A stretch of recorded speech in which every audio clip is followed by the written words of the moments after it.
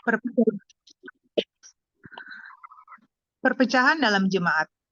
Tetapi aku menasehati kamu, saudara-saudara, demi nama Tuhan kita Yesus Kristus, supaya kamu seia sekata dan jangan ada perpecahan di antara kamu. Tetapi sebaliknya, supaya kamu erat bersatu dan sehati sepikir.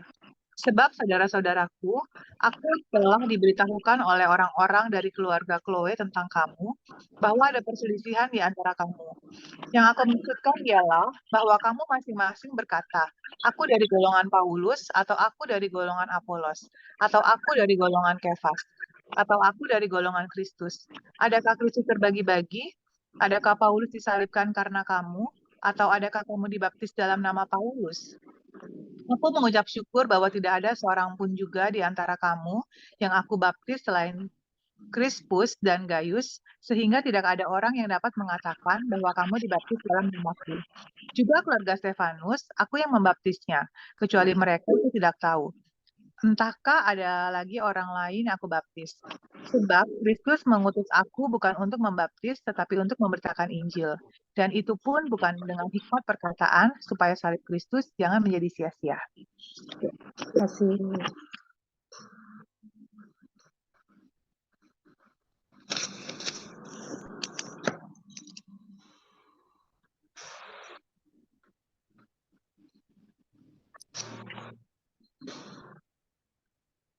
Terima kasih Agnes.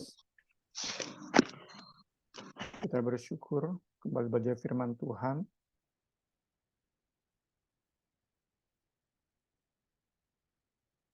Kita masuk dalam 1 Korintus 1 ayat 10 sampai 17. Itu menjadi bagian kita malam hari ini. Namun sebelumnya kembali saya mengajak sama-sama kita melihat daftar isi. Dengan melihat daftar isi, kita bisa terbantu dalam membagi, memilah isu demi isu yang dibahas oleh Rasul Paulus dalam surat ini. Adapun seperti halnya dengan buku ini, kita belajar bahwa 1 Korintus dibagi ke dalam dua bagian besar.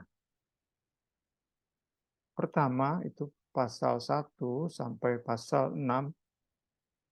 Ini merupakan tulisan Paulus menyoroti atau menyikapi laporan yang disampaikan oleh keluarga Chloe. Ini bagian yang pertama.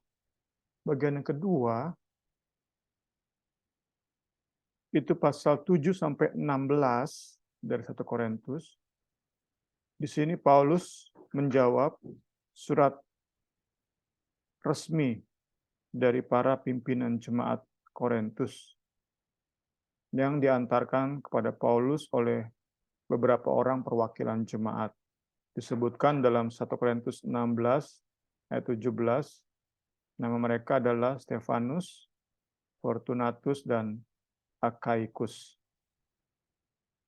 Jadi sekali lagi, ada dua bagian besar yang membagi, memilah 1 Korintus. Berkaitan dengan pembagian ini, berikut beberapa hal penting yang bisa kita perhatikan sama-sama. Diyakini bahwa pasal 7 sampai 16 itu sudah lebih dulu ditulis oleh Rasul Paulus. Setelah ia selesai menulis pasal 7 sampai 16, baru ia menerima kabar dari keluarga Chloe. Jadi saat ia menulis 1 Korintus, ia sudah selesai dulu.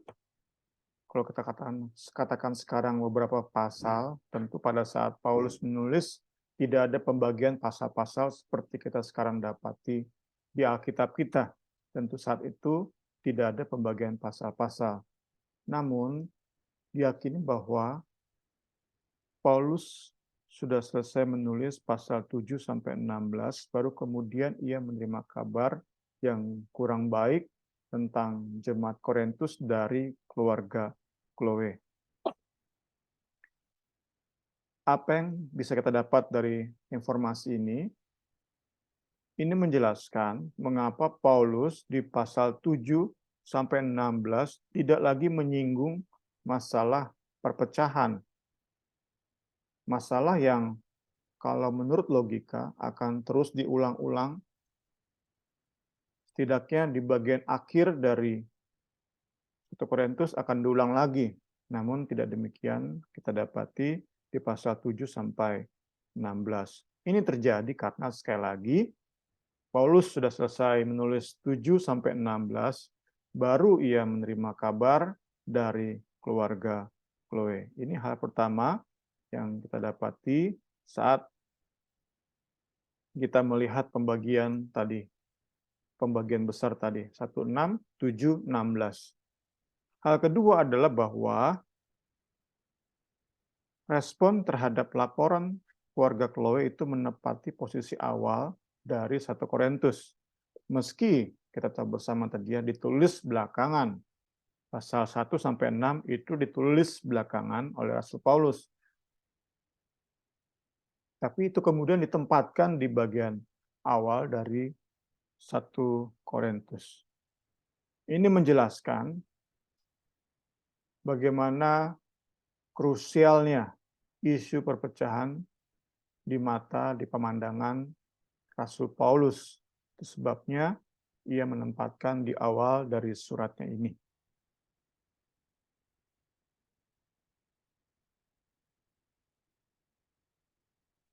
Saat kita bicara tentang perpecahan, itu menjadi isu yang relate dengan kita, dekat dengan kita.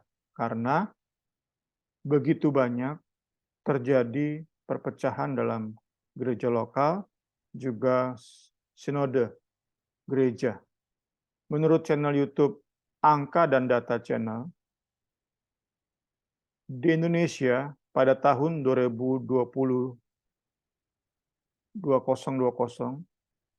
itu sudah ada sekitar 206 sinode gereja.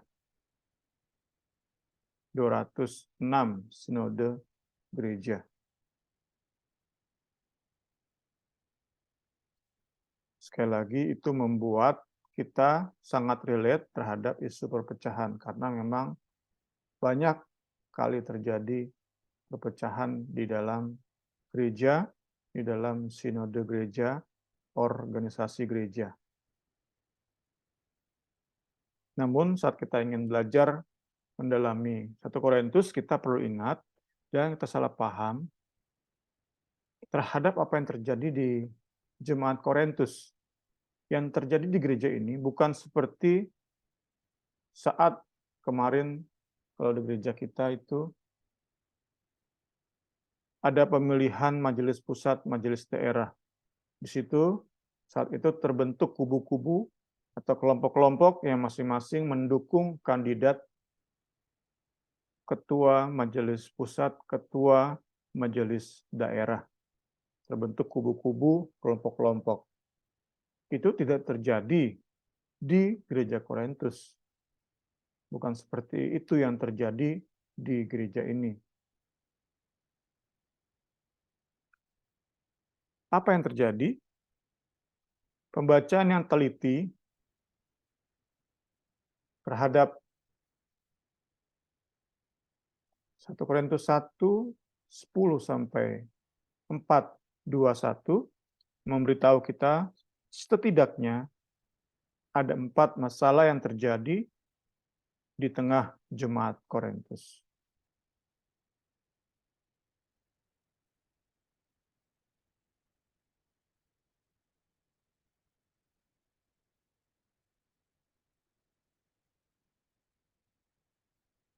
Pertama adalah memang terjadi perbantahan dan pertengkaran.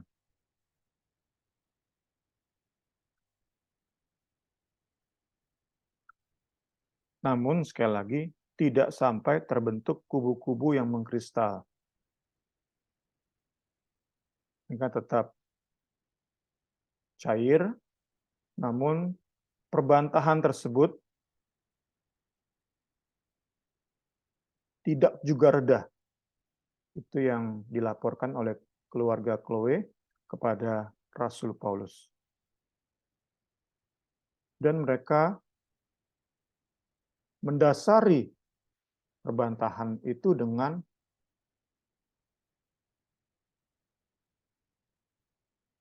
perbandingan atau mereka saling membandingkan para guru yang melayani di jemaat mereka, khususnya antara Paulus dan Apolos. Itu yang pertama, memang terjadi perbantahan. Kedua, perbantahan tersebut terjadi atas nama hikmat, Sophia dalam bahasa Yunaninya.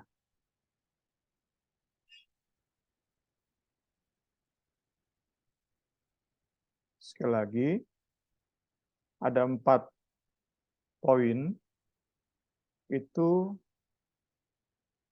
diekstrak dari pembacaan teliti pasal 1 sampai pasal 4 dari 1 Korintus. Yang pertama tadi memang terjadi perbantahan, tetapi tidak sampai terjadi kubu-kubu. Kedua, perbantahan tersebut atas nama hikmat. Dan Paulus membahas isu ini di pasal 1 sampai 3.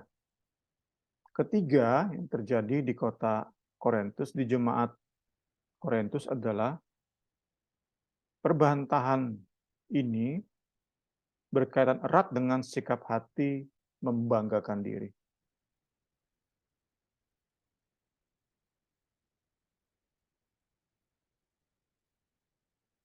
Seperti sudah kita bahas Selasa lalu, bahwa jemaat Korintus gagal dalam merespon anugerah keselamatan dan terlebih karunia Roh Kudus. Apa yang seharusnya mereka terima sebagai hadiah, pemberian, mereka anggap itu sebagai upah atau gaji. Itu sudah kita bahas Selasa lalu. Di bagian ini, kesombongan mereka, kebanggaan mereka yang sesat itu, membuat mereka gagal merespon kehadiran para guru yang mengajari mereka, yang melayani mereka. Seharusnya kan para guru ini membuat mereka semakin lengkap pengetahuannya, lengkap pengajaran yang mereka kuasai. Namun justru mereka menjadikan guru-guru, khususnya sekali lagi Apolos dan Paulus, sebagai cara mereka membanggakan diri. Jadi asalnya adalah hati mereka sendiri. Nama-nama guru ini, Paulus dan Apolos, hanya merupakan kulit dari inti kesombongan diri mereka, kebanggaan sesat mereka, kebanggaan mereka terhadap hal-hal yang keliru. Puji Tuhan. Itu nomor 3. Nomor 4, yang terjadi adalah banyak pimpinan jemaat Korintus, gereja Korintus, merendahkan Paulus sembari membanggakan Apolos.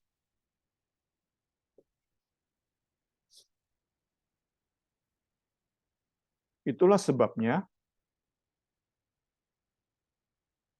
Paulus ingatkan jemaat, siapa dia bagi jemaat. Baik di masa lampau di mana dia merintis, juga sekarang saat ia menulis surat. Paulus mengingatkan, yaitu 4 poin yang tercatat di pasal 1 ayat 10 sampai pasal 4 ayat 21. Adapun 4 unsur tadi bisa disatukan ke dalam satu isu utama. Dan isu tersebut adalah begitu terpesonanya jemaat Korintus terhadap pelayanan Apolos. Itu isu utamanya. Sekali lagi, itu karena mereka gagal merespon anugerah Allah yang Allah hadirkan lewat kehadiran Apolos, lewat pelayanan Apolos, lewat pengajaran khotbah Apolos. Itu bentuk anugerah Tuhan bagi jemaat Korintus. Namun jemaat Korintus menanggapi dengan salah, dengan keliru.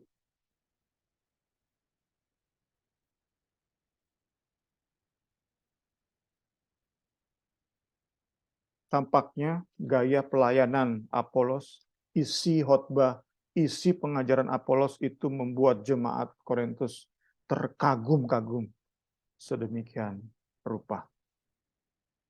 Ya, saya ingin mengulang kembali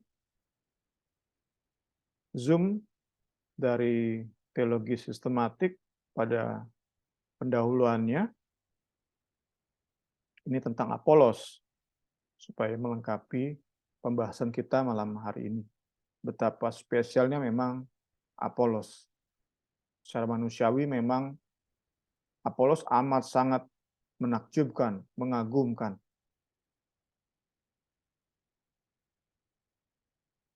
Kita lihat sama-sama.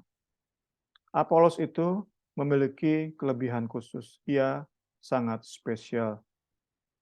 Dalam keseluruhan perjanjian baru, hanya Apolos yang menerima predikat seorang pelayan Kristus yang fasih lidah. Fasih lidah. Dalam bahasa aslinya, fasih lidah memakai kata logios, yang memiliki akar kata logos. Paulus tidak menerima predikat ini. Apolos orang yang menerimanya.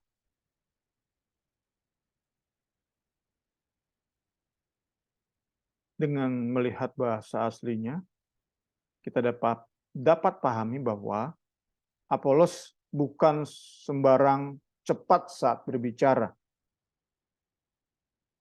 tapi ia juga lihai, ahli dalam berkomunikasi, dalam menyampaikan maksud. Ia juga lihai dalam meyakinkan pendengar, jemaat terhadap sebuah kebenaran. Lihai dalam menyajikan data demi data.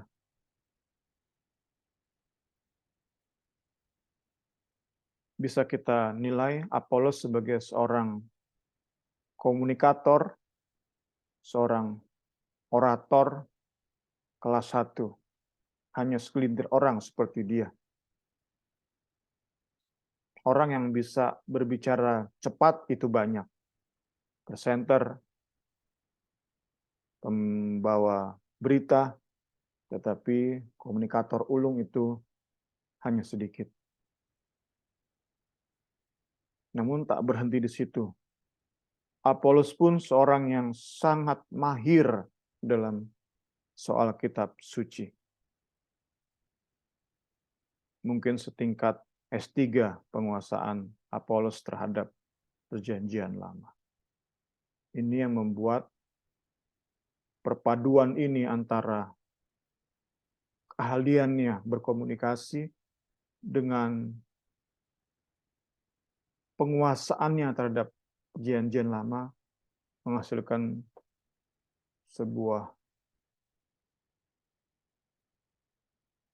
sinergi yang luar biasa dalam hidup Apolos.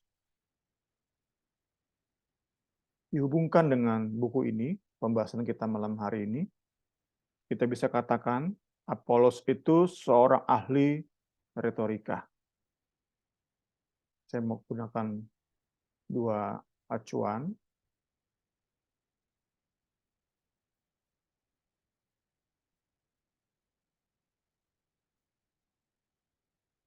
Ya. Retorika adalah teknik persiapan, penyusunan, penyampaian pidato. Retorika adalah the art of speaking well. Retorika adalah persuasion and manipulation. Retorika adalah teknik meyakinkan publik. Sekali lagi, Apolos ahli dalam bidang retorika. Retorika adalah teori yang memberi petunjuk untuk menyusun sebuah presentasi dan pidato persuasif dengan cara-cara yang membujuk, dalam tanda kutip ya, persuasif yang efektif dengan menggunakan alat-alat persuasi yang tersedia. Persuasi sendiri terbagi atas karakter, argumen, dan emosional. Bagaimana Apolos meyakini dalam khotbahnya bisa membuat, kalau kita bawa kepada zaman sekarang, jemaat menangis, terharu. Itulah seorang Apolos. Kembali ke buku kita. Apolos itu lulusan universitas di pusat pendidikan Yunani, Alexandria, nama kotanya. Kalau sekarang di Bandung atau di Jogja, Apolos lulusan situ.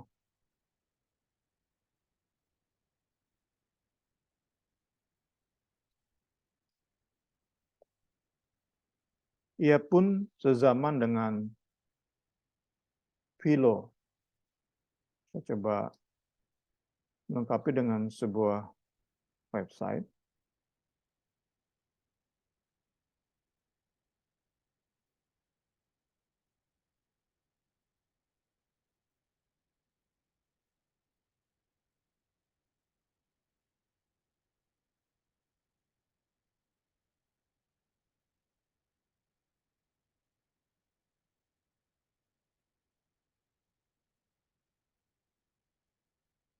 Philo dari Alexandria dan pengaruhnya bagi pemikir Kristen. Ada kemungkinan Apolos pun menerima pengaruh dari filsuf ini. Nanti bisa dibaca lebih detail. Saya hanya scroll. Bisa baca nanti juga di YouTube kita.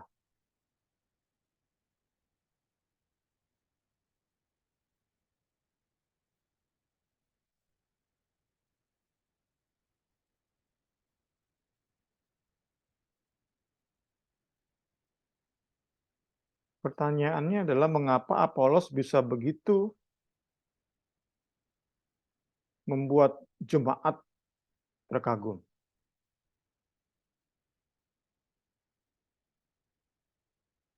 Ya, inilah penyebabnya. Pengaruh budaya Helenistik.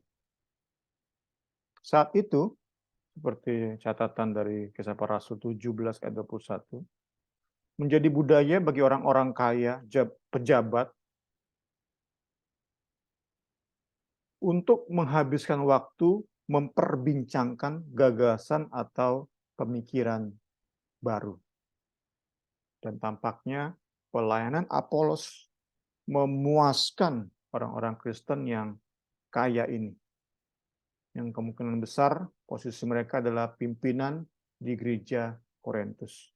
Pelayanan Apolos, khotbah, pengajaran Apolos itu memuaskan rasa haus mereka terhadap budaya ini. Menghabiskan waktu, memperbincangkan, memperdebatkan gagasan-gagasan, pemikiran-pemikiran baru. Kemampuan Apolos dalam retorika itu membuat mereka rasa puas. Apolos ahli sekali dalam retorika.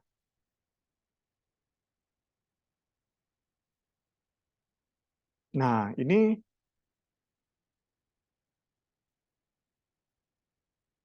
tidak mereka terima dengan syukur dan membuat Kristus semakin utama, pelayanan Apolos membuat jemaat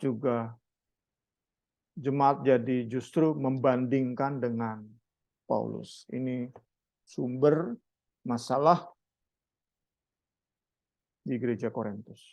Inilah masalah utama mendasari 4 poin tadi ya. Jadi mungkin saat itu ada orang yang berkata, nah ini rasul sebenarnya. Ini pengajar, pemberita Injil sejati seperti Apolos nih. Paulus mah receh-receh. Nggak ada apa-apanya dia. Itu sebuah ujaran yang menyakitkan hati Paulus.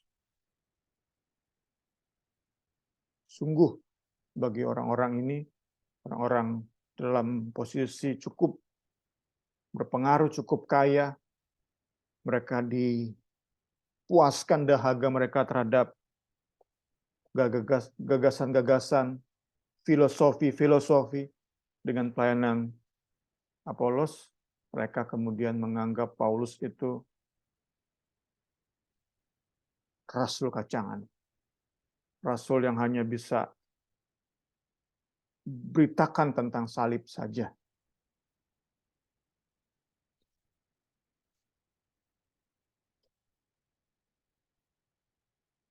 Tidak menakjubkan bagi para pimpinan jemaat Korintus. Apa yang Paulus beritakan, gaya bicaranya. Padahal kita tahu bersama, Paulus melayani Korintus juga dengan kuasa. Namun itu nggak dianggap. Inilah yang terjadi. So, kita bisa pahami ini, kita bisa melihat 1 Korintus 1 sampai pasal 4 dengan pendekatan yang lebih baik lagi. Puji Tuhan.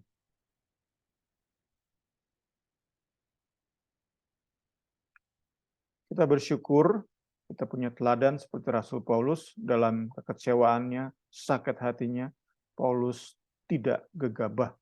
Dalam surat ini, Paulus memang membela diri, khususnya perihal kerasulannya, keabsahan kerasulannya, bahwa seharusnya jemaat tetap menghormatinya, menghormati otoritasnya.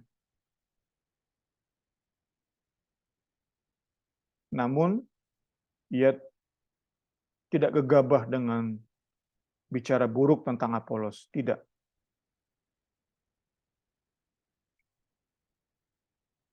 Ia bisa bersikap demikian karena ia bisa melihat, ia bisa memahami bahwa perbantahan itu hanya gejala.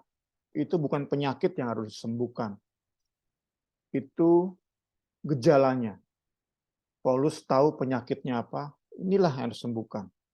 Penyakit sembuh, maka perpecahan, perbantahan dengan sendirinya akan beres.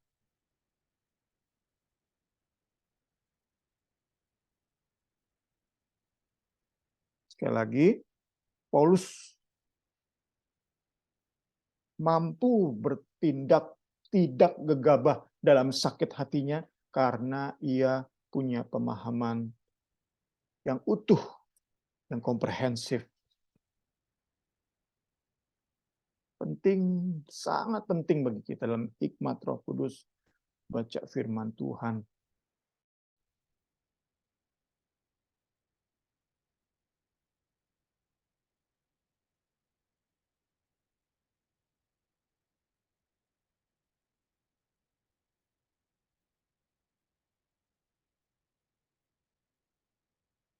Kiranya menjadi pembelajaran kita malam hari ini. Karena Paulus tahu bahwa perbantahan, perdebatan itu hanya merupakan gejala, maka Paulus bisa menyelesaikan. Coba di dalam kekuatan Roh Kudus, coba menyelesaikan masalah yang terjadi, yang merupakan penyakit akar masalah. Inilah akar masalah, yaitu kesalah pengertian jemaat terhadap Injil.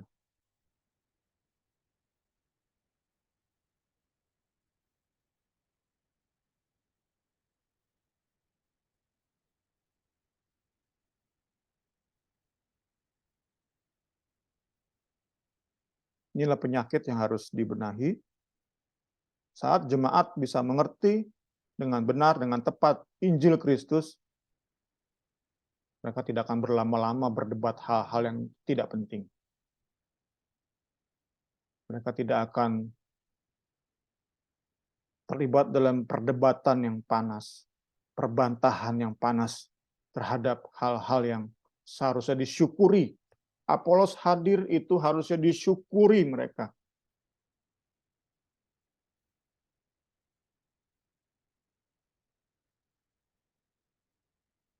Kedua,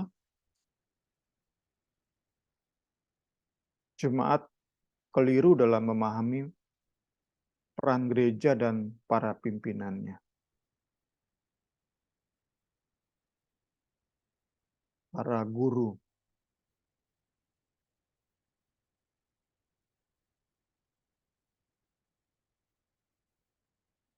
Mereka salah dalam merespon kehadiran para guru yang memberkati mereka. Ketiga, yang harus dibenahi, inilah penyakit rohaninya, sikap meragukan atau menolak otoritas yang Paulus terima dari Kristus sendiri. Itu yang harus dibenahi. Demikian, diingatkan di sini bahwa tetap peran kepemimpinan itu nggak boleh dihancurkan. Paulus mengerti hal ini. 3 isu ini akan banyak kita dapati saat membahas 1 Korintus pasal 1 sampai pasal 4. Ini isinya adalah hal-hal yang ingin membereskan penyakit ini. Saat 3 penyakit ini beres, maka dengan sendirinya gejala perbantahan itu akan reda. Puji Tuhan, kita diskusi dulu sebelum masuk ke pembahasan ayat per ayat.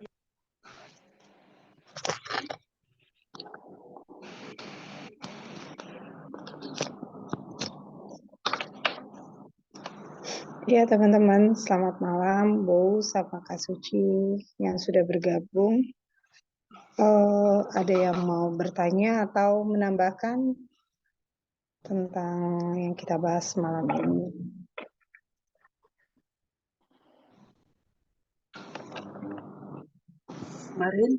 Marin. Boleh Kak Suci.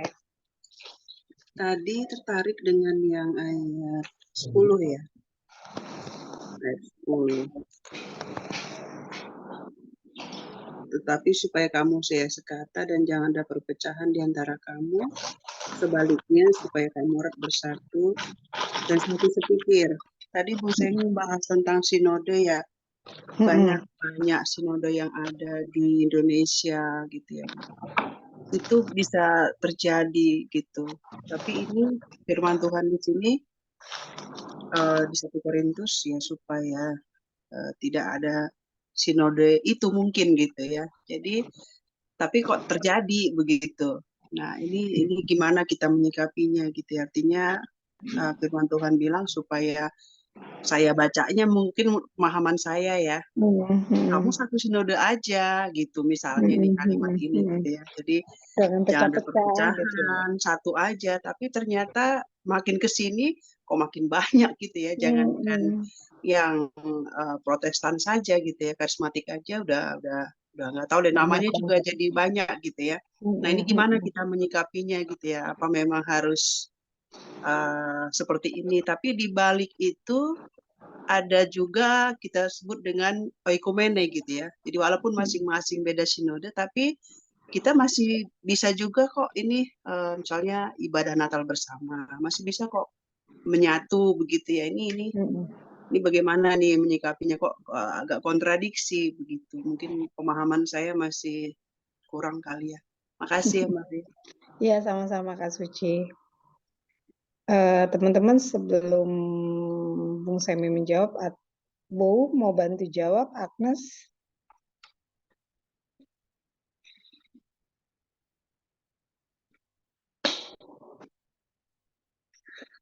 Kalau dari saya, soal ini, maksudnya kalau misalnya dari ayat 10, kembali lagi ke apa ya, ke manusianya kali ya, ke orang-orangnya ya, menyikapinya lagi, balik lagi ke firman Tuhan. Tapi nggak tahu juga deh, saya juga pemahaman saya juga masih jauh banget. Nanti dibahas lagi sama Bung Semi deh. Ada yang mau bertanya atau menambahkan soal ini? Kalau tidak ada, kita lanjut ya. Oke.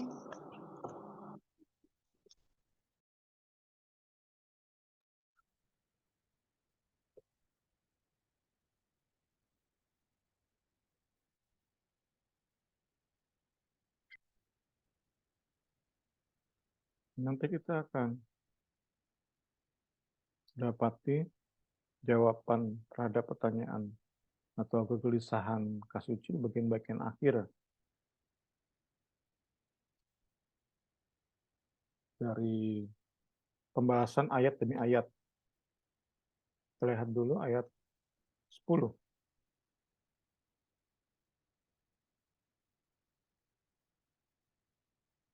Di situ ada kata, aku menasihatkan kamu, saudara-saudara, demi nama Tuhan kita Yesus Kristus.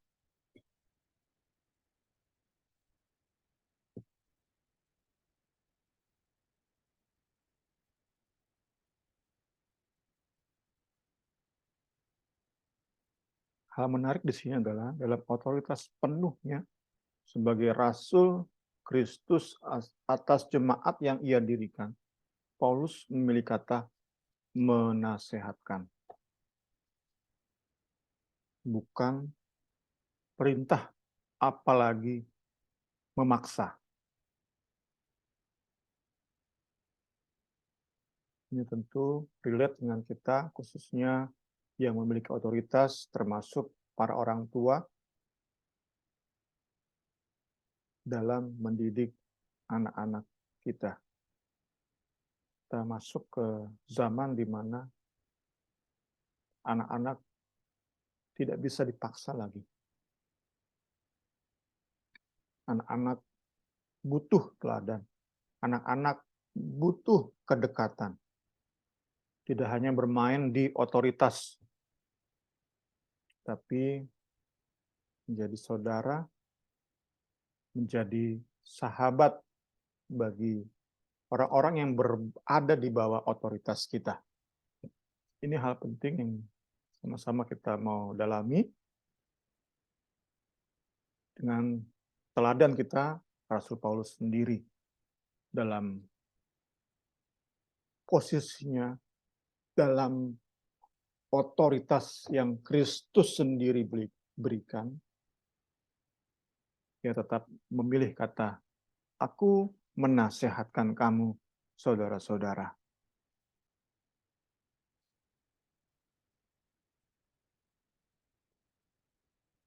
Paulus memberikan nasihat secara positif dan negatif. Secara positif, ia mengulang kata the same.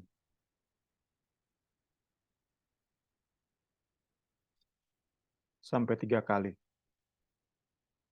Dalam bahasa Indonesianya itu ia sekata, sehati, dan sepikir.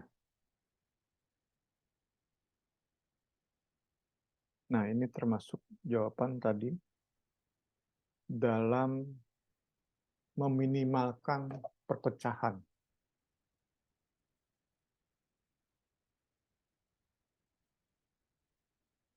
yaitu menekankan pada isu-isu yang merupakan fundamental nature of the gospel. Jadi makanya ada usaha-usaha membuat persekutuan ekumene karena mereka bisa menyatukan pada hal-hal mendasar dari Injil. Karena mereka sadar baptisan, contohnya, baptisan itu tidak mendasar, bukan ritualnya, tetapi cara baptisannya itu tidak mendasar. Orang-orang bisa sampai tahap itu, mereka bisa buat ekumene. Tapi orang-orang yang masih menganggap baptis anak itu misalnya dosa, ya nggak mungkin bersatu dengan yang meyakini benar hanya baptisan Islam yang paling benar. Hal-hal seperti itu bisa kita dalami lebih lagi. Tentu dalam kerinduan tadi ada semangat ekumene. Itu salah satu cara penting untuk menjaga persatuan seperti halnya di gereja Korintus ini. Saat mereka bisa bersepakat, seia sekata, sehati sepikir dalam hal-hal mendasar dari Injil, maka mereka bisa knit together, dibilang di sini.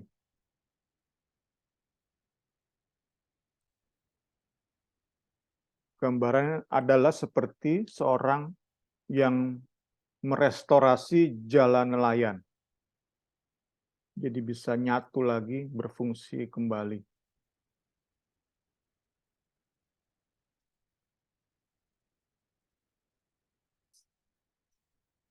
Nah, kembali diingatkan di sini bahwa perbantahan yang terjadi di tengah jemaat itu tidak sampai membuat ada kubu-kubu atau kelompok-kelompok atau geng-geng. Nggak ada itu. Yang terjadi hanya perbantahan. Dan itu mirip seperti yang terjadi di Yohanes 7 ayat 40 sampai 43, bagaimana orang-orang memiliki pendapat yang berbeda terhadap Yesus. Itu gambarannya. Jadi tetap cair mereka sebagai satu jemaat, tetapi perbantahan terus memanas. Satu berkata, Apolos, rasul yang paling hebat, sambil merendahkan Paulus. Kelompok lain tetap setia sama Paulus. Paulus yang benar-benar hebat, Apolos nggak ada apa-apanya. Perbantahan itu terus-menerus terjadi. Dan untuk menyelesaikan, membuat reda adalah fokus pada hal-hal yang menyatukan, yaitu fundamental nature of gospel. Hal-hal mendasar dari Injil. Ayat 11. Siapa Chloe? Ia seorang pengusaha kaya dan ada kemungkinan bahwa ia sendiri bukan Kristen.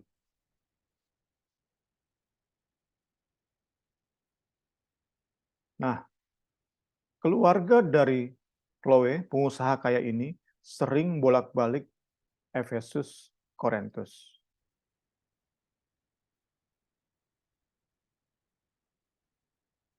Mereka bolak-balik kota ini dalam perjalanan bisnis. Dan beberapa di antara keluarga besar Chloe ini menjadi Kristen dan mengunjungi jemaat Korintus ketika mereka melakukan perjalanan bisnis ke Korintus. Jadi keluarga Chloe tentu orang-orang Korintus.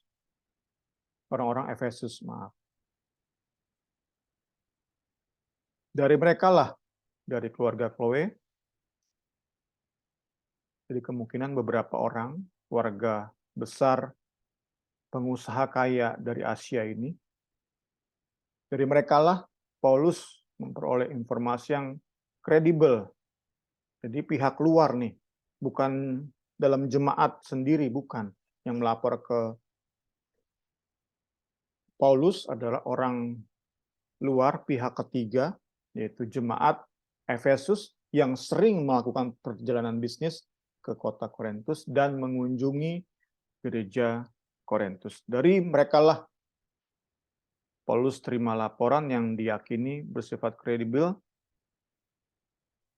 sehingga Paulus pede dalam menyikapi di surat ini.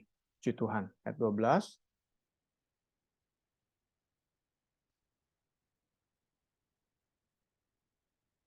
Besar kemungkinan bahwa tidak semua jemaat terlibat dalam perbantahan ini. Namun, faktanya adalah seluruh jemaat affected by it, terpengaruh.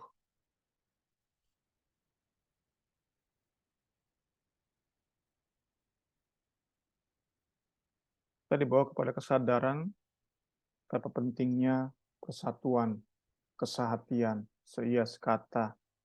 Tanpa itu, boleh kita bersekutu, bahkan seperti gereja ini, boleh banyak bahasa roh, banyak nubuat,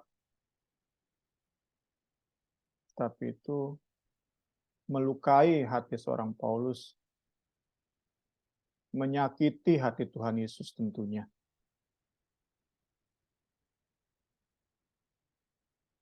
Tuhan Yesus tolong kita supaya kita bisa memahami ini, sehingga kita terus didorong ada semangat, gairah, hidup kita bisa fokus pada hal-hal, isu-isu yang menyatukan, yaitu hal-hal mendasar dari Injil Kristus.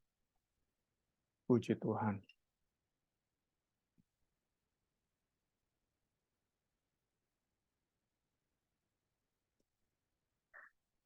Di bagian sebelumnya tadi kita sudah membahas Apolos. Di bagian ini kita membahas golongan Petrus atau Kefas dan golongan Kristus. Pertama, Petrus atau Kefas. Apakah Petrus pernah melayani di Korintus? Kemungkinan itu kecil. Kemudian juga diyakini bahwa orang-orang berkata, aku golongan Petrus, mereka membanggakan Petrus, itu bukan sedang membanggakan pemikiran teologis Petrus, bukan. Mereka menyebut diri golongan Petrus dalam rangka membandingkan kerasulan Paulus dengan kerasulan Petrus. Tentu golongan ini juga meragukan apakah Paulus itu benar rasul atau tidak.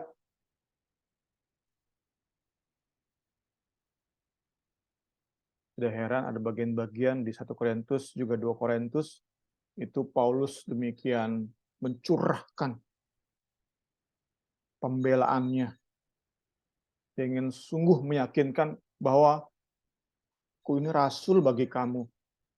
Mungkin bagi jemaat-jemaat lain, aku bukan rasul, tetapi bagi kamu aku rasul.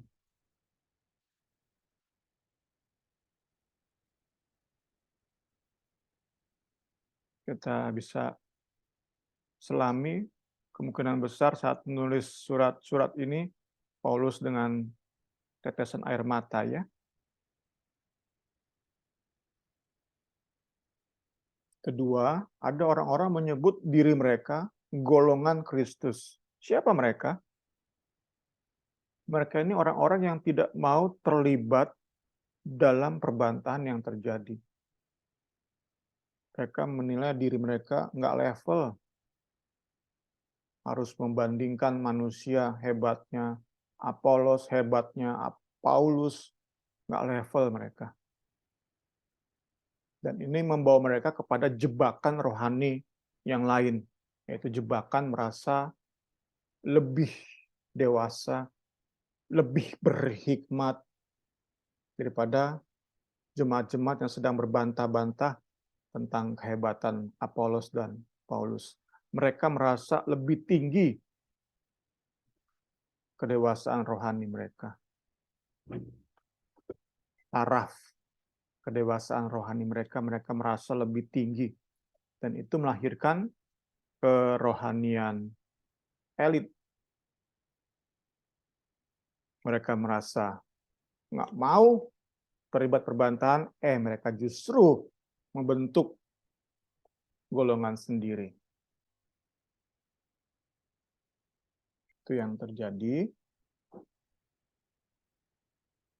saat ada orang-orang menyebut aku golongan Kristus. Masuk ke ayat 13. Di ayat ini, Paulus seperti sedang bermain filsafat. Ia memakai gaya bahasa retorika. Kita sudah baca tadi. Apakah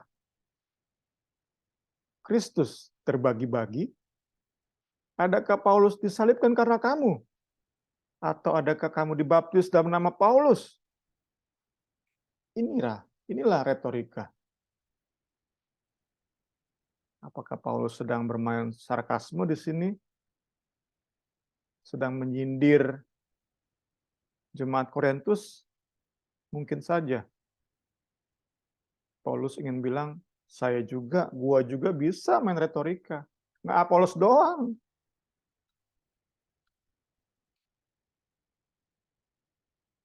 Paulus di sini yang jelas sedang berusaha meyakinkan jemaat terhadap sebuah kebenaran dengan cara memberikan pertanyaan yang jawabannya sudah jelas.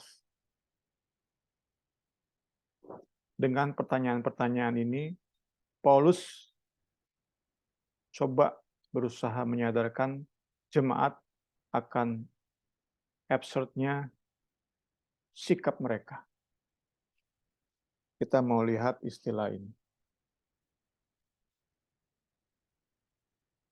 Untuk pengetahuan kita malam hari ini,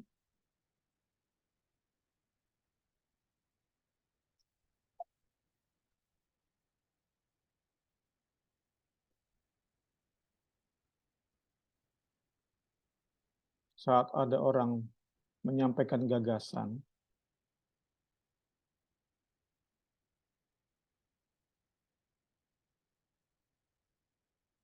maka untuk menunjukkan bahwa gagasan itu salah, maka si pendebat akan membawa gagasan tersebut kepada titik di mana orang bisa melihat bahwa gagasan tersebut absurd.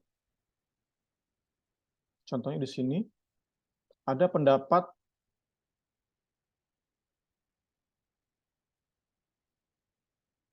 saat rambut basah berada di luar rumah, maka akan sakit tenggorokan.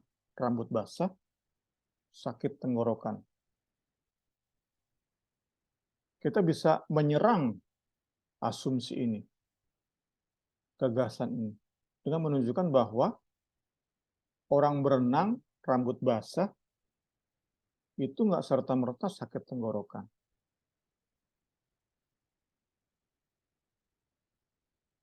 Dengan bawa kepada hal absurd tadi, orang bisa langsung tahu, oh gagasan ini omong kosong. Inilah yang dilakukan oleh Rasul Paulus.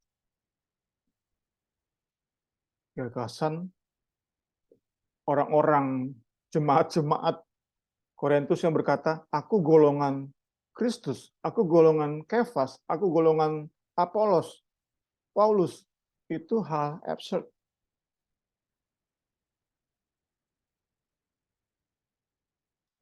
Paulus ingin jemaat menyadari bahwa Kristus tidak mungkin terbagi-bagi. Tubuh Kristus tidak mungkin terpisah-pisah. Guru dan rasul boleh berbeda gaya pelayanannya. Isi khotbahnya boleh berbeda. Tapi semua disatukan dalam Kristus. Jadi, Kristus tidak mungkin terbagi-bagi. Apakah Kristus terbagi-bagi? Kemudian, apakah Paulus disalibkan untuk jemaat? Apakah Petrus disalibkan untuk jemaat? Apolos disalibkan untuk jemaat.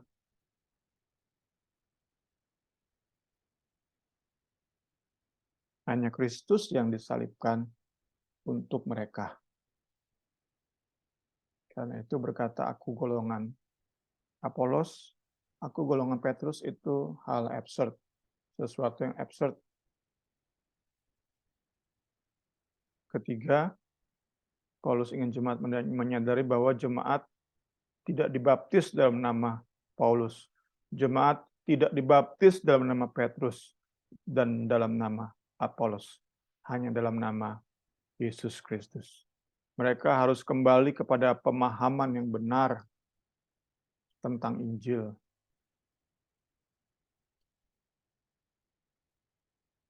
Mereka harus kembali kepada tanggapan yang benar saat mendengar kabar baik tentang Kristus yang sudah mati untuk menebus dosa jemaat.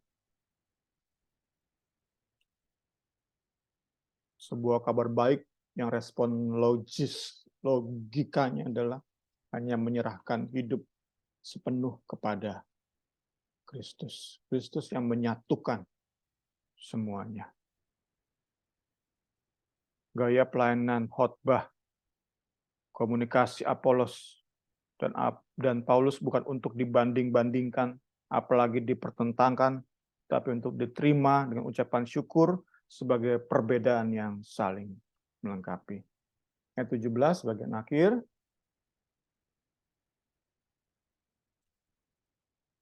Ayat ini merupakan ayat peralihan kepada bagian selanjutnya di ayat 18. Di ayat ini, Paulus mengajak jemaat untuk alihkan fokus, bukan kepada Apolos, bukan kepada dirinya.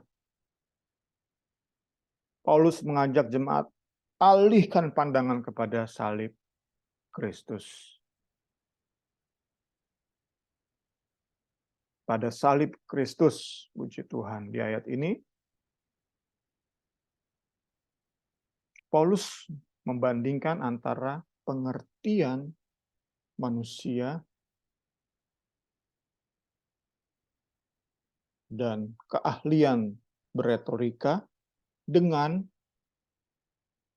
pemberitaan salib dan kuasa yang menyertai pemberitaan tersebut. Puji Tuhan. Puji Tuhan. Paulus membandingkan antara pengertian manusia dan keahlian dalam beretorika dengan pemberitaan tentang Injil dan kekuatan Allah. 1 Korintus 2 ayat 1, Paulus bilang seperti ini, demikian pula ketika aku datang kepadamu saudara-saudara, aku tidak datang dengan kata-kata yang indah atau dengan hikmat untuk menyampaikan kesaksian Allah kepada kamu. 1 Korintus 2 ayat 4-5. Baik perkataanku maupun pemberitaanku tidak kusampaikan dengan kata-kata hikmat yang meyakinkan, tetapi dengan keyakinan akan kekuatan roh, supaya iman kamu jangan bergantung pada hikmat manusia, tetapi pada kekuatan Allah. Kita belajar malam hari ini bukan sedang bicara buruk tentang Apolos. Apolos dengan gayanya, dengan konten khotbahnya sendiri, itu melengkapi jemaat. Tetapi sikap jemaat inilah yang salah. Kebanggaan terhadap Apolos, itulah yang salah. Itulah yang harus dibenahi oleh jemaat Korintus. Pengertian kita, kemampuan beretorika itu kita bisa terima sebagai pemberian Tuhan. Tetapi jangan sampai diberhalakan. Filsafat, filosofi, ilmu-ilmu psikologi, kejiwaan, semua banyak. Itu pemberian Tuhan, anugerah bagi manusia. Tapi jangan sampai diberhalakan. Paulus ingatkan ini. Sehingga saat terima khotbah Apolos, terima khotbah Paulus, jemaat bersyukur. Jemaat makin disatukan, disehatikan. Wow, luar biasa. Saat kita belajar kebenaran-kebenaran ini, luar biasa. kiranya membangkitkan semangat kita untuk mengejar kesehatian. Karena sekali lagi, tanpa kesehatian, segala macam hal spektakuler dalam ibadah, menangis-tangis, bahasa roh, nubuat di hadapan Tuhan lewat kacamata dan tulisan Rasul Paulus, semua itu nggak ada artinya saat kesehatian hilang dari jemaat Korintus. Paulus ingin membenarkan, ingin membenahi, tapi Paulus tahu perbantahan itu hanya gejala. Dan penyakitnya adalah, kita sudah belajar tadi, mereka salah memahami Injil, mereka salah menanggapi Apolos sebagai guru, Paulus sebagai guru, mereka salah tanggapi. Kiranya kebenaran firman Tuhan melengkapi kita malam hari ini, kita bisa bersemangat, kita bisa share semangat ini, untuk kita sama-sama mengejar kesehatian yang sejati. Gereja bukan untuk kita buat seragam, semua harus sama, gaya khotbah, isi khotbah, ada dia seperti itu ya, semua disamakan. Bukan untuk itu gereja untuk menyatukan di tengah perbedaan-perbedaan yang ada. Dan alasan kita bersatu adalah hal-hal fundamental dari Injil Kristus. Puji Tuhan, saya memberkati kita semua. Selamat malam, Tuhan Yesus memberkati.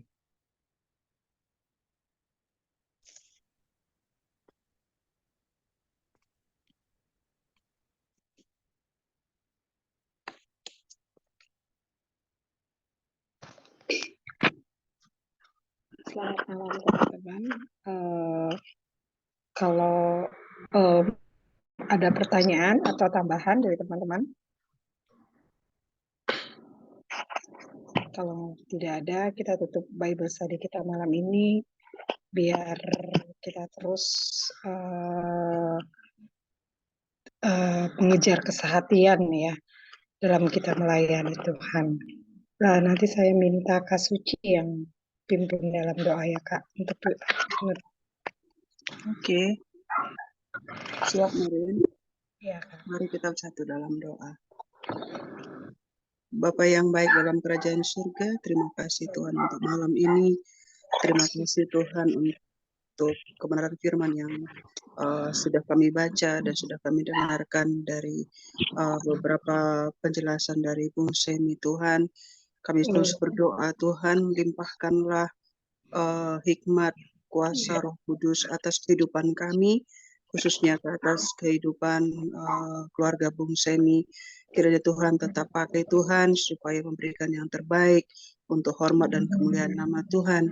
Bagi kami juga Tuhan yang bisa hadir pada saat malam hari ini, kiranya boleh membekali kami kembali Tuhan, sehingga kami tidak salah dalam berpikir, di dalam bertindak, dalam berbicara, dalam menentukan sikap terhadap pelayanan kami Tuhan. Karena atas semuanya itu Tuhan, hanya nama-Mu lah yang terpuji dan termuliakan dalam kehidupan kami. Terima kasih Tuhan, terima kasih buat malam hari ini. Kiranya Roh Kudus tetap tuntun kami, pimpin langkah kami dalam kehidupan kami di masa ke depan ini ya Bapa. Terpujilah nama-Mu Tuhan. Kami tutup BSK pada saat malam hari ini. Dalam nama-Mu kami sudah berdoa mengucap syukur. Haleluya. Amin. Terima kasih semuanya.